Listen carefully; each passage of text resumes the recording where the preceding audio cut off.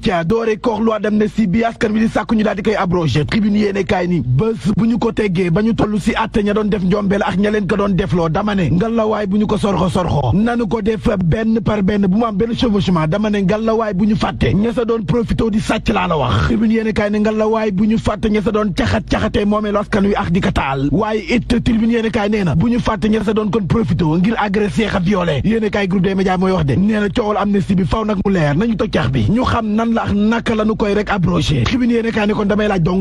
dong nag bu ma ci kenn mere waa dama ne ñii nga xam ne ñoo bénéficié wu ci amnistie bi ba ñu génn leen ca kaso ba akay ma déel Sonko ca la bokk Diomaye ca la bokk ak ña sa des ndax ñooñee dañuy delluwaat sa kaso ba ñu àtte leen ba noppi waaye damay laaj rek nag bu ma kenn mere damay laaj dong ndax ña sa profité doon sàcc waaw Auchan yi yàq woto jàmbur yi ña doon taal këri jàmbur yi waa dama ne ñii ñoom dañuy profité nii rek profité comme si ce n'est rien fait laa la wax profité ci loi amnistie boobee di jéggal national gi la mandat ni ko nag question bu pertinente nga laaj laa la wax say laaj am na pertinence de waaye nag nañu xam ne saytuwaatug loi d'amnistie boobee ndama nga ca gàccaa nga ca paaka ñaari boor la si ñii nga xam ne ñoo ci sukkandiku ba génn ci kaso bi ndax faw ñu delluwaat ca kaso ba ngir ñu atte leen atte googee si la réew mi quotidien daal di dikk nee na accusé levez-vous Macky Sall ak nguuram si boo ñu waajal ndax taxawal nañu kon haute cour de justice ba l'indépendant yéene kaay ni installé nañu kon député ya sa bokk ngir la traque des délinquants Sud Quotidien daal di ko cay feelu Nicolas traque en ligne de mire laa la wax vox populi ne kon liggéey ba door na ci ñi nga xam ne ñoom la ñu tànn ngir ñu matal liggéey ga amal attaga juróom-ñett ci ay juge titulaire laa la wax 8 suppléants lañ sa toftal réew mi Quotidien ne kon tey maa lay jox liste titulaire ba député Aliou Ndao sa juge ya la Ramatoulaye Bodian sa juge ya la Youngar Dione sa juge ya la Amadou Ba numéro 2 sa juge ya la Roqi Ndiaye sa juge ya la Ayib Daffé sa juge ya la Daba Wañaan sa juge ya la Abdou Mbow laa la wax te juge ya la dama ne ñii ñoo nar a lijjanti laa la wax ña nekkoon ci nguuru Macky Sall Ousmane Sonko ci l'Observateur ni amul yërmande de déedéet il n'y aura aucun répit à observer laa la wax et personne ne sera épargné